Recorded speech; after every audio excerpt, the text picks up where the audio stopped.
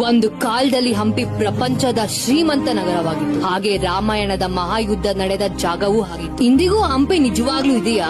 ಹೌದು. ಹಂಪಿ ಕೇವಲ ಒಂದು ನಗರ ಅಲ್ಲ, ಇದು ಪ್ರಾಚೀನ ರಾಜಧಾನಿಯಾಗಿತ್ತು. ಇದರ ಹೆಸರು ಕಿಷ್ಕಿಂಧ. ಇಲ್ಲಿ ರಾಜ ವಾಲಿ ಮತ್ತು ಸುಗ್ರೀವ ರಾಜ್ಯಭಾರ ಮಾಡುತ್ತಿದ್ರು.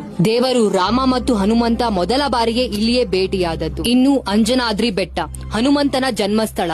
ಆದ್ರೆ ಇದು ಕೇವಲ ರಾಮಾಯಣದ ಕಥೆಯಲ್ಲ. ಶತಮಾನಗಳ ನಂತರ 1336ರಲ್ಲಿ ಹರಿಹರ ಮತ್ತು ಬುಕ್ಕ ಎಂಬ ಇಬ್ಬರು ಸಹೋದರರು ಇಲ್ಲಿ ಹೊಸ ಸಾಮ್ರಾಜ್ಯವನ್ನು ಸ್ಥಾಪಿಸಿದರು. ಅವರ ಕಾಲದಲ್ಲಿ ವಿಜಯನಗರ ರಾಜಧಾನಿ ಭಾರತೀಯ ಇತಿಹಾಸದ ಅತ್ಯಂತ ಶಕ್ತಿಶಾಲಿಯ ನಗರವಾಗಿತ್ತು. ಕೇವಲ 100 ವರ್ಷಗಳೊಳಗೆ ವಿಜಯನಗರ ಪ್ರಪಂಚದ ಶ್ರೀಮಂತ ನಗರವಾಯಿತು. ಯುರೋಪಿನ ಪ್ರವಾಸಿಗರು ಇಲ್ಲಿ ಬಂದು ಹಂಪಿಯ ಮಾರುಕಟ್ಟೆಯಲ್ಲಿ ವಜ್ರ, ಮಾಣುಕ್ಯ ಮುಂತಾದ ಹವಳಗಳನ್ನು ಮುಕ್ತವಾಗಿ ಮಾರಾಟವಾಗುತ್ತಿದ್ದವು ಅಂತ ಹೇಳುತ್ತಿದ್ದರು. 1565ರಲ್ಲಿ ನಡೆದ ಒಂದು ಹೋರಾಟ ವಿಜಯನಗರವನ್ನು ಸಂಪೂರ್ಣವಾಗಿ ನೆಲಸಮಗೊಳಿಸಿತು. 4 ಭಿನ್ನ ರಾಜವಂಶಗಳು ಶತ್ರುಗಳನ್ನು ಸೇರಿ ಹಂಪಿಯನ್ನು ಆಕ್ರಮಿಸಿದರು.